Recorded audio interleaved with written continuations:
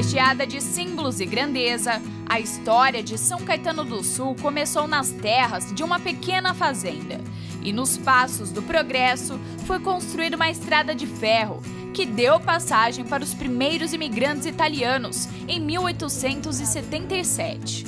E uma simples parada de trem definiu o embarque da cidade rumo ao desenvolvimento. Além da chegada dos italianos, outro marco histórico foi o movimento dos autonomistas. Moradores da região se uniram para a emancipação de São Caetano, que até então era subdistrito de Santo André, em 1928. Mas as manifestações não foram bem-sucedidas. Em 1928, acontece o primeiro movimento de independência da cidade. Nessa época, a gente tem que citar um nome que foi muito importante, que é Armando de Arruda Pereira, que depois foi diretor da Cerâmica São Caetano, aqui na nossa cidade, e acabou sendo até prefeito de São Paulo. Fracassou, esse movimento não deu certo. 20 anos depois, em 1948, começou um movimento grande na cidade. Na década de 40, o sonho da emancipação voltou a empolgar os moradores da região, dando origem à segunda tentativa de obter autonomia.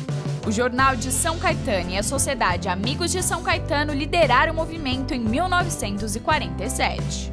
E a gente chamaria isso de um movimento de democracia mesmo, porque eram, segundo os relatos dele, eram pessoas nas ruas, parando, fazendo discursos, caminhões, onde eles subiam nesses caminhões e faziam comícios, várias casas na rua Perrela que serviam como sede para falarem sobre o ideal de separação de São Caetano da cidade de Santo André. Porque São Caetano, apesar de ter uma grande quantidade de indústrias, era uma cidade que tinha uma arrecadação muito pequena. Nós éramos uma subprefeitura de Santo André.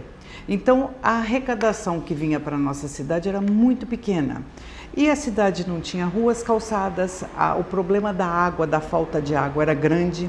Os nomes dos 95 autonomistas que lutaram pela independência da cidade estão eternizados na história, nas ruas e no coração de quem mora na região.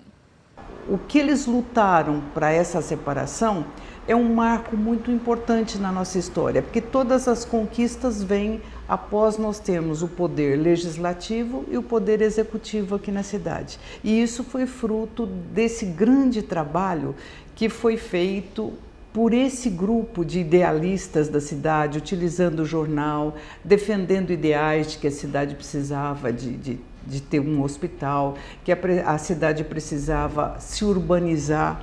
E esse processo foi sendo desenvolvido. E na dinâmica da evolução, a tranquilidade da pequena cidade foi compartilhando espaço com modernas indústrias, transformando paisagens, gerando riquezas e criando condições para fazer com que o município fosse considerado o melhor lugar para viver do Brasil.